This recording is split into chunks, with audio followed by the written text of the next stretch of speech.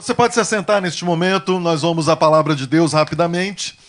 Nós vamos meditar nesta manhã em um texto que é muito conhecido, o texto de Efésios, no capítulo de número 6. Nós vamos ler dos versículos 12 em diante, Efésios 6, 10 em diante, na verdade, 10 em diante. Esse texto, muitos já leram, muitas vezes, Efésios 6, 10 em diante, fala da batalha espiritual. Algumas semanas atrás, Deus falou comigo sobre este tema, e eu quero continuar ainda falando sobre isso. E diz assim, está aí na tela para você, se você quiser abrir também no seu celular, ou se ainda traz a Bíblia, Efésios 6, 10 ao 18. No demais, irmãos meus, fortalecei-vos no Senhor e na força do seu poder. Revesti-vos de toda a armadura de Deus, para que possais estar firmes contra as astutas ciladas do diabo. Porque não temos, em outra tradução diz assim, não devemos lutar contra a carne e o sangue, mas sim contra os principados, contra as potestades, contra os príncipes das trevas deste século, contra as hostes espirituais da maldade nos lugares celestiais. Portanto, tomai toda a armadura de Deus para que possais resistir no dia mau e, havendo feito tudo, ficar firmes. Estai, pois, firmes, tendo cingidos os vossos lombos com a verdade, e vestida a couraça da justiça, e calçados os pés na preparação do evangelho da paz, tomando sobretudo o escudo da fé, com o qual podereis apagar todos os dardos inflamados do maligno. Tomai também o capacete da salvação e a espada do Espírito, que é a palavra de Deus, e termina dizendo, orando em todo tempo, com toda a oração e súplica no Espírito, e vigiando nisto com toda perseverança e súplica por todos os santos. Como eu disse, algumas semanas atrás, o Senhor colocou isso no meu coração, mas nós precisamos ouvir mais sobre este assunto. No ano de 2020, o Senhor nos deu como tema o ano da visão perfeita, porque 2020 fala da visão perfeita. Quem enxerga bem, enxerga 2020. Então nós falamos que seria o ano da visão perfeita, que o Senhor estaria abrindo os nossos olhos espirituais, e realmente Ele fez isso. Nós enxergamos muitas coisas no ano de 2020, e eu me lembro muito bem que a primeira mensagem que Deus me deu, a mensagem principal, a razão por que Ele estava falando aquilo, Ele nos deu a comparação da nossa visão com a visão da águia. A águia, ela consegue enxergar longe a sua presa. Ela vê tão longe, que quando ela vai em direção àquela presa, ela pega sem nenhum problema. Isso que Deus queria para nós no ano de 2020, que nós enxergássemos longe, além do nosso alcance natural, enxergássemos aquilo que Deus tinha para nós em 2020, e eu estou aqui para dizer para você que apesar da pandemia,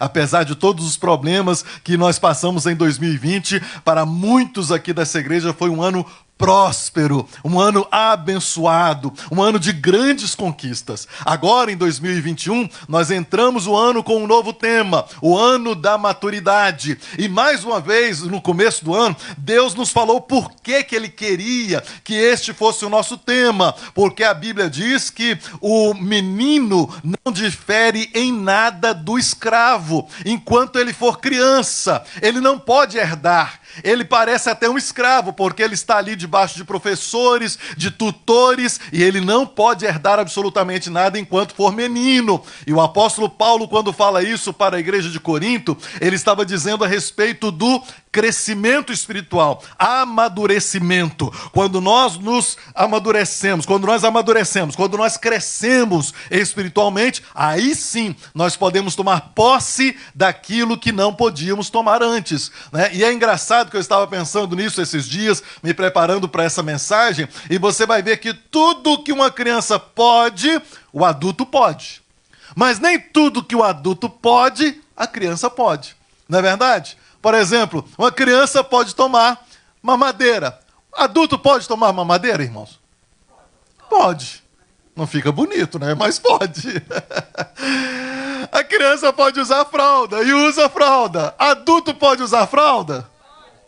E tem uns que usam. Não é bonito também, mas usam. Em outras palavras, tudo que uma criança pode, um adulto pode, não é verdade? Agora, nem tudo que um adulto pode, uma criança pode. Uma criança não pode dirigir. Uma criança não pode pilotar um avião. Uma criança não pode fazer muitas coisas que só um adulto pode fazer. Uma criança não pode fazer tipos de trabalhos que só um adulto pode fazer. E assim também, muitos outros exemplos eu poderia citar. O que eu quero dizer é que o propósito do amadurecimento é que nós sejamos capazes de fazer todas as coisas. A Bíblia diz: tudo posso naquele que me fortalece. Só que muitas vezes nós nos sentimos tão incapazes. Por quê? Porque não amadurecemos, não deixamos de lado as coisas de menino. O apóstolo Paulo falou isso em 1 Coríntios 13, que é muito conhecido, né? Sobre o amor. O amor é paciente, é benigno. Ainda que eu falasse a língua dos homens, dos anjos, e não tivesse amor, nada seria. Mas termina lá no finalzinho dizendo: quando eu era menino, pensava como menino, sentia como menino, agia como menino, mas quando eu deixei de lado as coisas de menino, logo, né, eu pude perceber as coisas de Deus. Em outras palavras, ele estava dizendo: porque em parte conhecemos e em parte profetizamos, mas um dia conheceremos como somos conhecidos. O que Deus quer de nós é esse amadurecimento. E uma pessoa madura, ela é capaz de enxergar bem todas as coisas. Uma pessoa madura é a pessoa que enxerga bem as coisas, que entende melhor o que está acontecendo ao seu redor. E o mundo gira em torno disso, de percepção, de poder captar melhor as informações, de poder enxergar plenamente as coisas que estão acontecendo. Eu estava assistindo uma reportagem recente de um lançamento de vários satélites de uma vez só. E diariamente estão sendo lançados até milhares de satélites já estão em órbita no planeta.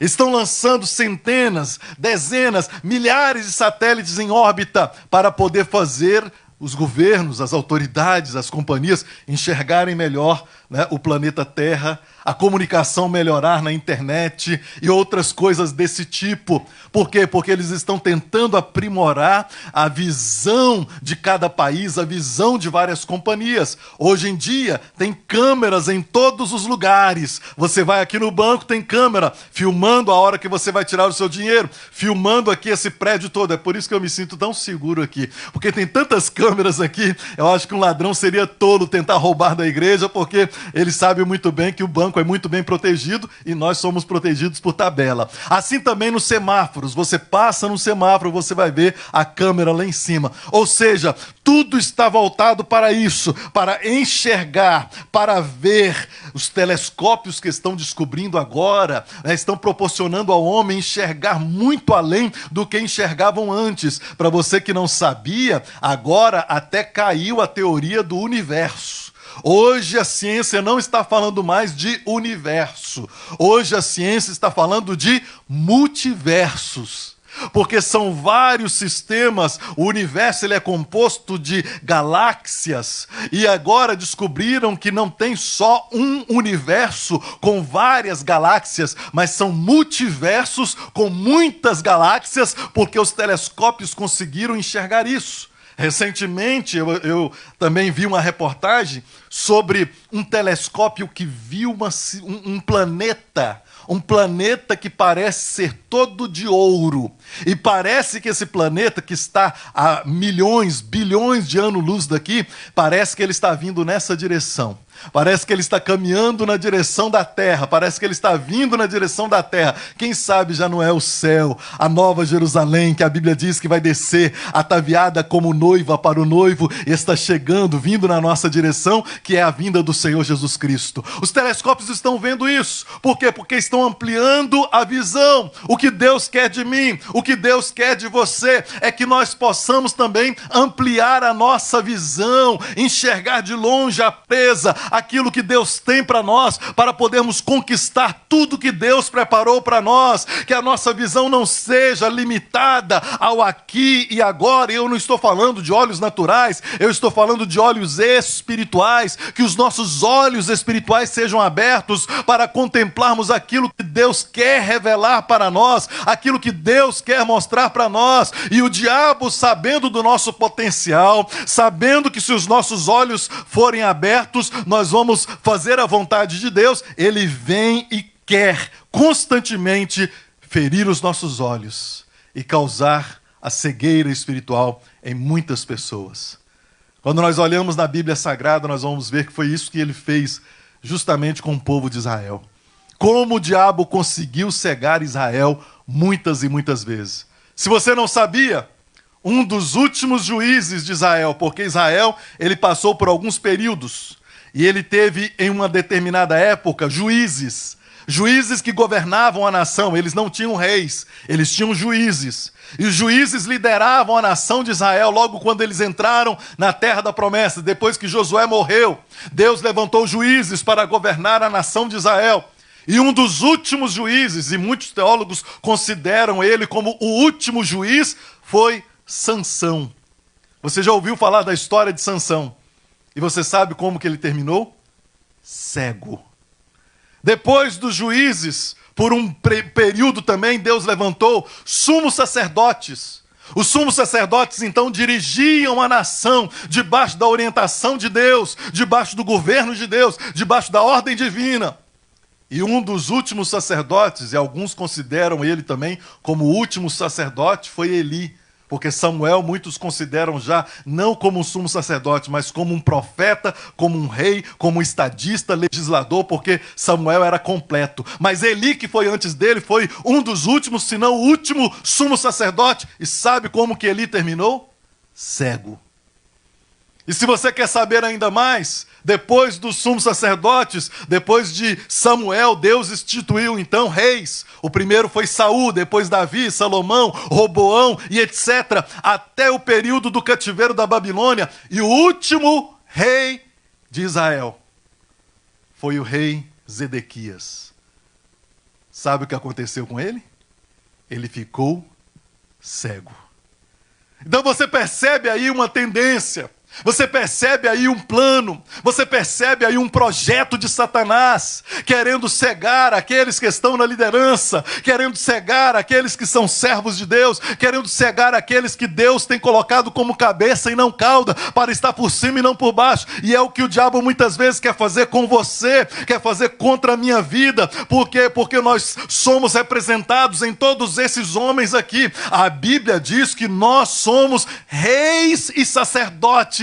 O Senhor nos constituiu como reis e sacerdotes. A Bíblia também diz que nós somos profetas, que nós devemos profetizar. E por isso o diabo então quer nos cegar completamente, para não entendermos a realidade das coisas espirituais e vivermos lutando contra a carne e o sangue. O marido que perde a percepção dessa realidade começa a brigar com a esposa e não vê que por trás Satanás está causando toda essa confusão. O pai que não vê isso, começa a brigar com o seu filho, castigá-lo severamente, porque não está com a sua visão aberta, ele cegou, ele está cego espiritualmente, e ele não vê que o seu filho está debaixo de uma opressão maligna, de um tormento do diabo, e não importa a idade, tá? Se a sua criança é pequena ou grande, não importa, o diabo não respeita a idade, e você como pai precisa enxergar isso na sua família, com seus pais, com seus avós, com seus primos, tios, tias, seja quem for, você precisa estar com seus olhos espirituais atentos, abertos, para enxergar realmente o que está acontecendo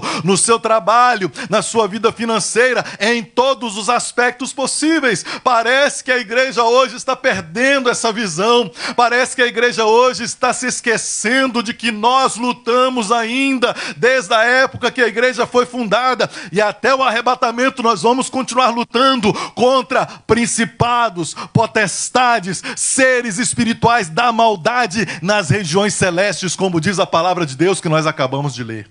Nós precisamos voltar a isso. Nós precisamos voltar a crer nisso. Eu estava falando no seminário sobre justamente isso. Muitos aqui sabem que eu fui pastor durante 12 anos lá em Danbury, Connecticut. Tem muitos irmãos aqui que vieram de lá. E lá em Danbury, na nossa igreja, nós passamos por um grande avivamento, e eu creio que Deus vai fazer aqui, vai fazer muito mais ainda em nome de Jesus, porque a glória da segunda casa será maior do que a da primeira. Mas naquela época, hoje tem até uma visita aqui de uma irmã de lá, naquela época ela vai se lembrar disso, as pessoas caíam endemoniadas. Era constante isso, quase todo culto caía alguém endemoniado. E às vezes as pessoas não têm noção dessa realidade espiritual. Recentemente eu ouvi até um pastor falar que não acredita nisso. Deu vontade de falar para ele: meu irmão, rasga da sua Bíblia Marcos capítulo 5, que fala do endemoniado de Gadara. Rasga da sua Bíblia Marcos 16 também, porque diz: estes sinais hão de seguir os que crerem em meu nome, expulsarão demônios. É o primeiro sinal que Jesus coloca nessa lista. Rasga também da sua Bíblia Atos, porque o apóstolo Paulo estava pregando o evangelho e uma jovem ia por trás dele dizendo: este é um grande homem de Deus, este é um grande homem de Deus. Mas ela era falsa, ela estava possessa por força maligna. Paulo expulsou o demônio daquela menina, ela caiu endemoniada e depois foi liberta. E você vai ver em muitas passagens bíblicas, como por exemplo, falando que Jesus expulsou de Maria Madalena 7 demônios. Então você precisa entender que esta é a realidade da palavra de Deus. Existem forças espirituais na maldade que estão trabalhando contra a sua vida, contra o seu casamento, contra a sua vida financeira, contra a sua saúde, e você precisa enxergar isso o mais rápido possível. E lá, quando acontecia uma ocasião dessa, da pessoa cair endemoniada, quantas revelações nós recebemos, quantas realidades nós percebemos, até, por exemplo, de objetos materiais que o diabo usa para poder prender as pessoas. Eu estava falando no seminário que nós respeitamos todas as religiões. Deus deu o direito para a pessoa de escolher se ela quer ser católica, se ela quer ser espírita, se ela quer ser testemunho de Jeová, mórmon. É o desejo da pessoa, nós não podemos interferir nisso. Nós precisamos pregar o evangelho, mostrar a palavra de Deus, mas devemos respeitar, e sempre respeitei. Quem quer servir a qualquer outro Deus, vá em frente e sirva. Eu e a minha casa serviremos ao Senhor. Né? E naquela época, uma pessoa caiu endemoniada. Eu não estou falando isso para atacar a religião católica. Eu fui católico durante 20 anos. Eu não estou atacando a religião católica. Estou falando de uma verdade. A mulher caiu endemoniada, os diáconos foram em cima, os pastores foram em cima e começaram a expulsar o demônio. E a pessoa estava assim à minha direita e o culto ainda acontecendo. Nós estávamos orando pelas pessoas, muitas pessoas no altar, e a pessoa endemoniada ali, e os diáconos expulsando, e o demônio não saía. E ficou aquele sai, não sai, sai, não sai, sai, não sai, sai, não sai. E aí eu olhei para aquilo e falei: Senhor, esse demônio tem que sair logo, está atrapalhando o culto. E eu comecei a expulsar: sai, demônio, em nome de Jesus. Não saio, sai em nome de Jesus, não saio. E eu orando e dizendo: Senhor, o que está acontecendo? Deus me mostrou um terço que a pessoa tinha. Ela carregava um terço de ouro e naquele rebuliço todo ali, o terço arrebentou. E eu não sei se tem algum católico aqui, por favor, não me interprete mal. Eu estou contando simplesmente o que aconteceu. Eu peguei os diáconos pegaram o terço e colocaram no púlpito, porque a pessoa estava ali no chão ainda. E o Senhor falou ao meu coração: pisa nesse terço. E eu olhei para o terço de ouro, olhei para a mulher e pisei no terço. Quando eu pisei no terço, o demônio gritou: ai, minha cabeça! E eu falei: você não vai sair? Não, não vou sair. Pisei de novo, ele: ai, minha cabeça! E eu disse: enquanto você não sair, eu vou pisar aqui e vai doer a sua cabeça, porque eu estava literalmente pisando na cabeça daquele demônio.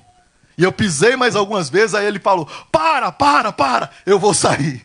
E eu disse: então sai agora em nome de Jesus. Porque é bíblico que o diabo usa objetos que muitas vezes você está carregando na sua carteira, objetos que muitas vezes você está carregando no seu corpo, objetos que você pode ter dentro de casa. Eu não estou falando isso para amedrontar ninguém. Se não tem nada errado na sua casa, meu irmão, dá glória a Deus, fica feliz, não fica caçando chifre na cabeça de cavalo. Eu estou falando isso para abrir os seus olhos, para que você veja a realidade espiritual de muitas coisas. E já aconteceu na casa de muita gente, coisas espirituais acontecendo por causa de objetos consagrados a entidades malignas. A pessoa levou para a casa dela e a coisa começou a ficar ruim. Enfermidade que pula do marido para a esposa, da esposa para os filhos, depois volta para o marido, depois vai para a esposa, depois vai para os filhos, e parece que ela fica circulando dentro daquela casa, e sempre tem alguém doente dentro daquela família, sempre tem alguém doente dentro daquela casa. Meu irmão,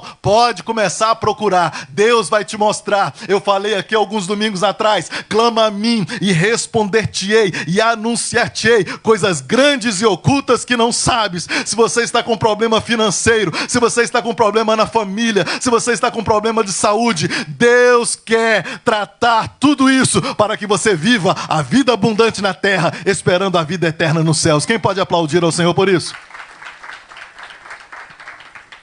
E é engraçado porque na mesma época teve uma jovem senhora casada com filhos, ela tinha uma filha e ela caiu endemoniada na igreja. Nós oramos por ela, ela foi liberta.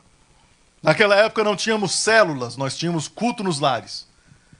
E um diácono que naquela época participava da minha igreja, depois ele foi para Ebenezer, que é o diácono Marcelo, da Meire, ele me ligou falando assim: pastor, aquela menina que caiu endemoniada no culto de domingo e foi liberta, ela caiu endemoniada aqui no culto nos lares e foi liberta. Eu não fui nesse dia, eu deixei lá com os diáconos, e eu perguntei para o Marcelo: ela foi liberta?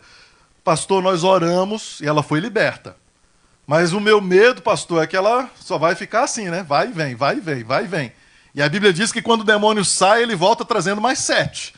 Então o estado dela vai só piorar, pastor. A gente tem que fazer alguma coisa. Eu falei: Marcelo, você está certo. Nós devemos fazer alguma coisa. Eu acho que está na casa dela. Porque ela mesma falou para o Marcelo: quando eu vou para a igreja, eu fico bem. Quando eu vou para um culto, eu fico bem. Mas quando eu entro dentro de casa, parece que alguma coisa me pega. E nós chegamos na casa dela, marquei um horário, o diácono Marcelo foi comigo, minha esposa, e eu cheguei, conversei com ela e perguntei: o que você acha que deve ser aqui na sua casa? Ela: eu não sei, pastor, mas eu sinto alguma coisa ruim dentro da minha casa. Nós olhamos a casa toda. E olha, eu não sou desses pastores que vê demônio em tudo, não. A prova tem que ser muito clara para mim, tem que ser muito patente. Eu não vou ficar olhando, procurando, virando de cabeça para baixo, ao contrário, do avesso, nada disso. Lembra daquela época da Coca-Cola, que pegaram aquele rótulo da Coca-Cola e viraram ao contrário e viram um demônio? Aí eu até brinquei com os meninos da igreja, falei: então tá bom, não tomo mais Coca-Cola, quente, só gelada. Eles ficavam bravos comigo. E eu cheguei para eles um dia e falei: vocês viram agora da Sprite? E eles: o que aconteceu, pastor? Aqueles 2 limões que tem no adesivo, você junta um com o outro, você já viu o que dá? O que dá, pastor? Dá uma limonada maravilhosa. Aí eles ficavam bravos comigo. Então eu não sou desses habitolados. Eu não sou desses por aí que vou ficar vendo do avesso, de cabeça para baixo. Nada disso. Tem que ser muito claro. Mas naquele dia, quando nós fomos na casa daquela irmã, eu entrei no quarto da menina e eu vi 3 anjos na cabeceira da cama. E eu perguntei para ela: e esses anjos aqui? Ela me disse: a avó dela deu para ela, a minha sogra. São anjos que foram consagrados no terreiro de Macumba. Aí eu: Jesus amado, e agora? O meu marido é espírita, a mãe dele é espírita, e ela mandou para a netinha. Meu Jesus. Eu falei para ela: olha, eu acho que é isso aqui. Pastor, ele não vai concordar de jeito nenhum. Tudo bem, deixa eu conversar com ele. Ele estava chegando, ele estava um pouquinho atrasado. Quando ele chegou, eu falei para ele: olha, eu respeito a sua religião, mas a sua esposa passou mal, caiu lá na igreja, caiu numa casa também no culto nos lares. Nós precisamos fazer alguma coisa. E eu acho que são esses anjos aqui. O rapaz deu um pulo dessa altura. Pastor, aí não. Aí não, pastor. Olha, a minha esposa vai para a igreja, eu deixo, eu não proíbo, mas eu sou espírita, minha mãe é espírita. E ficou bravo, cuspindo marimbondo. Eu falei para ele, rapaz, fica tranquilo. Eu só estou falando aqui que eu acho. Mas vamos fazer o seguinte, vamos orar. Aí ele, então tá bom, vamos orar. Aí na hora que eu orei assim, eu só falei, Senhor, a mulher caiu no meio da sala dela. Bum! E começou a estribuchar e tremer. Ele olhou, pastor, pega os anjos e joga fora. Eu falei com o diácono Marcelo, pega lá os anjos, joga fora e nós vamos orar de novo. Quando ele jogou os anjos lá fora, lá no dumps, nós oramos, a menina foi liberta para a glória de Deus. Quem pode aplaudir ao Senhor por isso? Mais uma vez, estou contando tudo isso não para que você fique com medo e nem para poder desfazer de nenhuma religião. Eu só estou querendo dizer para você que os nossos olhos espirituais precisam ser abertos para entendermos qual é o propósito de Deus para as nossas vidas. Nós precisamos enxergar aquilo que está acontecendo ao nosso redor para não sermos pegos, como disse o apóstolo Paulo, como dando murro no ar, como dando golpes no ar. E muita gente está fazendo isso, não sabe de onde estão vindo os ataques e por isso ficam dando golpes no ar. Sansão era nazireu de Deus, ele era escolhido desde o ventre da sua mamãe. A sua mamãe recebeu um presente de Deus. Deus colocou aquela criança no ventre dela como um presente, porque eles não podiam ter filhos. Manoá, que era o pai de Sansão, recebeu uma visão de Deus. Deus falou para ele, você vai ter um filho, ele vai ser nazireu, você não pode cortar o cabelo dele, ele não pode beber vinho, ele tem que ser separado para Deus, e ele cresceu daquela forma, separado para o Senhor, para a obra de Deus. A Bíblia diz que de uma vez só ele matou 1000 filisteus com uma queixada de jumento. Ele não tinha nenhuma arma, ele pegou aquela queixada de jumento que tinha morrido e matou 1000 filisteus por causa do poder de Deus. A Bíblia diz que o Espírito do Senhor vinha sobre Sansão, e quando você lê a palavra de Deus, você vai ver as grandes vitórias daquele homem, até o dia que ele resolveu então trair o seu chamado. Até o dia que ele resolveu abandonar a sua missão. Até o dia que ele esqueceu que ele tinha sido escolhido por Deus desde o ventre da sua mamãe. É o que está acontecendo com essa geração. É o que está acontecendo com muita gente aqui no sul da Flórida. Tem muita gente esquecendo das promessas de Deus. Tem muita gente esquecendo do que Deus falou na sua vida. Tem muita gente esquecendo de que foi chamado desde o ventre da sua mamãe. Pois eu estou aqui nesta manhã como boca de Deus para dizer para todos vocês foram escolhidos desde o ventre da sua mamãe. Deus te fez no ventre da sua mamãe, Deus formou os seus ossos, Deus formou a sua vida, porque Deus tem uma missão para você cumprir nessa terra. Quem pode aplaudir ao Senhor por isso? Não esqueça disso, porque no momento que você esquecer, você vai negociar o seu chamado. E foi o que Sansão fez. Sansão contou para Dalila, você conhece a história, o segredo do seu chamado. Ela cortou as tranças, cortou o seu cabelo. Os filisteus vieram, amarraram Sansão. Ele foi levado para o palácio e lá furaram os olhos dele. É incrível porque essa história diz assim, em Juízes, não sei se dá para colocar aí rapidamente, Juízes capítulo de número 16, versículo 20. Vamos ler isso aí. Juízes 16, 20. Que diz assim, tá lento aí, né? Ora por ele, dá um soco aí nele que ele vai funcionar. Não, é brincadeira, irmão, senão você vai quebrar. Juízes 16, 20. Esse computador está travando, por isso de vez em quando eu pergunto se vai dar para colocar na tela. Juízes 16, 20. Se todo mundo der dízimo, a gente compra computador da Apple. Mas nem todo mundo dá dízimo. Aí a gente tem que comprar esses computadores aí que ficam travando. Fala, Deus! Essa foi no olho, papai. Os avarentos aí. É para você mesmo. Eu não sei quem é. Eu não sei quem dá dízimo, não sei quem não dá. Então, se você está com raiva de mim, está com raiva à toa. Os únicos que sabem aqui quem é dizimista ou não são os diáconos. Eles fazem a contabilidade. Eu nem toco, como o Erickson falou aqui. Eu só olho na conta para ver se tem dinheiro para pagar o aluguel. Só isso. Mas não quero saber quem é dizimista, não quero saber quem não é, para não te tratar de forma diferente. Então eu te trato bem porque eu não sei quem é, não sei quem não é. E quando eu falo aqui avarento, não sei quem é, não sei quem não é. Então fica aí com essa palavra. Mas assim, Juízes 16, 20. E disse ela: os filisteus vêm sobre ti, Sansão. E despertou ele do seu sono e disse: sairei ainda esta vez como dantes e me sacudirei, porque ele não sabia que já o Senhor se tinha retirado dele. É a pior notícia. É quando o Espírito Santo sai e a pessoa nem sabe. Ela está tão acostumada com as coisas da igreja, está acostumada com louvor, acostumada com a palavra, que ela não sabe que o Espírito Santo já se retirou dela. Por quê? Porque ela esqueceu do chamado. Ela esqueceu das promessas de Deus. Ela esqueceu daquilo que Deus falou. Nunca esqueça daquilo que Deus falou. Eu já passei por isso, irmãos. Já passei, eu estava contando para uma pessoa que uma pastora lá de Manaus, uma pastora que tem 300 mil membros, ela é a pastora da Assembleia de Deus de Manaus. A Assembleia de Deus de Manaus tem 300 mil membros espalhados em 1000 igrejas, 1000 templos em Manaus. Os irmãos de Manaus sabem, né? Pastora Ana Lúcia Câmara. Ela orou por mim.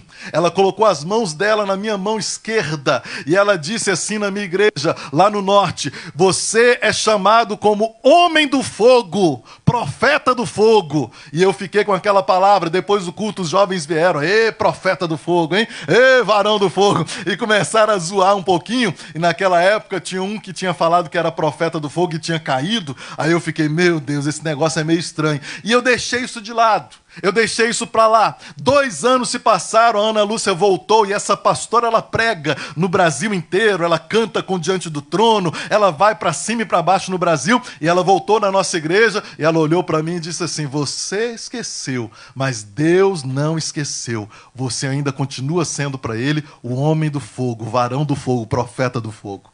Na hora que ela pegou na minha mão incendiou mais uma vez. O que eu quero dizer para você nessa manhã é justamente isso. Você pode ter esquecido, você pode ter abandonado, você pode ter deixado de lado, você pode ter falado: isso não é para mim, mas Deus está repetindo nessa manhã. O que Ele falou para você ainda está em pé. O que Ele falou para você, Ele ainda vai cumprir. Se você acreditar nessa palavra, quem pode aplaudir ao Senhor por isso?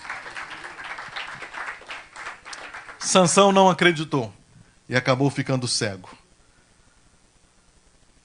Elias, ou melhor dizendo, Eli, o sumo sacerdote, também passou pelo mesmo processo. Eli, na verdade, ele não teve pecado na sua vida, mas ele não corrigiu seus filhos. A Bíblia diz que este foi o grande pecado de Eli. Ele via os seus filhos fazerem o mal e fazia vistas grossas. Ele via os seus filhos fazerem o mal e não os corrigia.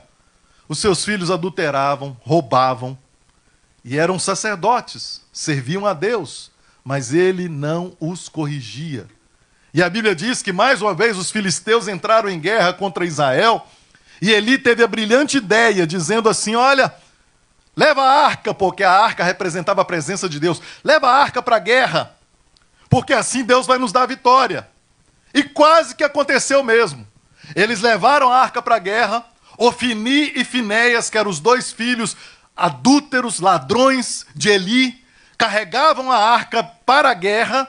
E a Bíblia diz que os filisteus tremeram. Eles viram a guerra, eles viram a arca e falaram: agora nós vamos perder a guerra, porque esse Deus aí foi o Deus que tirou eles lá do Egito. Esse Deus foi o Deus que abriu o Mar Vermelho para eles passarem. Agora nós perdemos essa guerra. Mas alguém, eu creio que até inspirado por Deus, disse assim: não temam, porque Deus está conosco e Deus vai nos dar a vitória sobre Israel. E a coisa se inverteu de tal maneira que até os ímpios agora estavam falando de Deus e os que eram servos de Deus estavam cometendo impiedade. E por isso Deus os castigou. A Bíblia diz que naquele mesmo dia, Ofni e Finéias morreram. E os filisteus tomaram a arca de Deus e levaram para o país deles. Quando Eli ficou sabendo da notícia, a Bíblia diz que o mensageiro chegou para ele e falou assim: Israel foi derrotado. E ele: e a arca? os seus filhos morreram. E a arca, levaram a arca. Ele caiu e morreu. Porque o mais importante para ele era a presença de Deus. E ele sabia que a presença de Deus tinha ido embora. A nora dele estava grávida. Quando recebeu a notícia, deu à luz ao filho. Ela tinha perdido o marido, porque era esposa de um deles, lá, Ofni e Finéias. Ela perdeu o marido, perdeu o sogro, e ela colocou o nome do filho, Icabode, que quer dizer, foi-se a glória de Deus. Imagina essa criança, como que ela viveu a vida toda, debaixo desse estigma, de que o nome dela quer dizer, foi-se a glória de Deus. Queridos, o que eu estou dizendo para você é o seguinte, corrija os seus filhos, corrija os seus amigos, corrija as pessoas da sua família. O que é certo, o que é errado, e a Bíblia diz, ai daquele que chama o certo de errado e o errado de certo. Você precisa pregar a tempo e a fora de tempo, diz a palavra de Deus. Você precisa admoestar a tempo e a fora de tempo, porque os dias estão acabando, Jesus Cristo está voltando, e se você não abrir a boca, Deus vai cobrar de você, e você mesmo vai perder a glória de Deus, a presença de Deus, porque você foi conivente com aquele pecado, você foi conivente com o pecado daquela pessoa, você não falou nada. Você é chamado por Deus para ser um atalaia. O profeta disse que o atalaia é aquele que olha, e quando ele vê a guerra chegando, ele avisa para a cidade, a guerra está vindo, então a cidade se prepara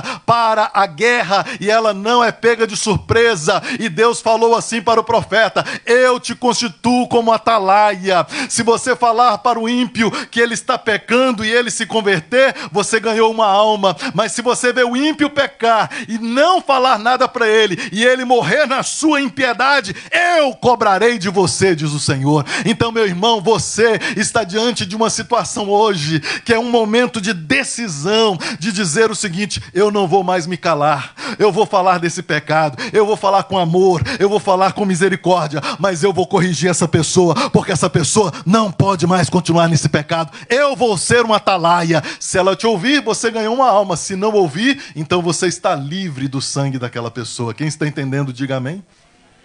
Eli não corrigiu seus filhos, e por isso ele morreu cego. E o último foi o rei Zedequias. E a Bíblia diz no texto de 2 Reis 25, que ele morreu também cego, porque ele fez o que era mal aos olhos do Senhor.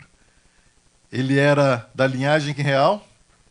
Os filhos de Ezequias estão ali, olha, mataram diante dos seus olhos, e vazaram os olhos de Zedequias, e o ataram com 2 cadeias de bronze, e o levaram à Babilônia. É isso que o diabo quer fazer. Mas o Deus que nós servimos é o Deus da graça, é o Deus da misericórdia. É o Deus que veio para abrir os olhos dos cegos, como diz lá em Isaías, para libertar os cativos. É o Deus que veio para poder retornar a nossa visão. É o Deus que veio para poder abrir os nossos olhos para enxergarmos tudo aquilo que Deus tem preparado para nós. O exemplo para nós não é Zedequias, o exemplo para nós não é Sansão, o exemplo para nós na Bíblia também não é o sumo sacerdote Eli, o exemplo para nós na Bíblia é o apóstolo Paulo, que quando ele, na sua presunção de religioso, e tem muita gente que diz ser religioso e não está enxergando absolutamente nada, porque pior cego não é aquele que não vê e nem aquele que não quer ver, é aquele que acha que vê, mas está vendo tudo errado. E Paulo estava vendo tudo errado. Ele estava perseguindo a igreja, atacando os crentes, e tem muita gente fazendo isso no meio evangélico, atacando pastores, atacando crentes. Meu irmão, para com isso. A nossa luta não é contra a carne e o sangue, mas contra os principados e potestades. E Paulo, porque ele fazia isso, ele teve um encontro com Deus, ele caiu do seu cavalo, aquela expressão, caiu do cavalo. Você precisa cair do cavalo da religiosidade, da arrogância, de pensar que sabe de tudo e não sabe de nada. E ele ficou cego 3 dias. Deus mandou um homem chamado Ananias, que quer dizer a graça de Jeová. Ananias, Hanania, é a graça de Jeová. E quando aquele homem foi, orou por Paulo, as escamas caíram dos seus olhos e ele voltou a enxergar. E quando ele estava enxergando agora, ele estava enxergando perfeitamente bem o mundo espiritual. Ele ficou até com sequela da sua visão natural, mas ele começou a enxergar perfeitamente bem o mundo espiritual. É o que Deus quer fazer com você. É o que Deus quer fazer comigo. Para que você não seja mais oprimido pelo diabo. Para que você não fique mais debaixo das garras de Satanás, sofrendo com a sua vida física, material, financeira, emocional, nos relacionamentos e até a vida espiritual. Deus quer abrir os seus olhos para que você veja completamente aquilo que Ele tem para você e caminhe no caminho que Ele tem determinado para os seus pés andarem. Quem pode dizer amém por isso?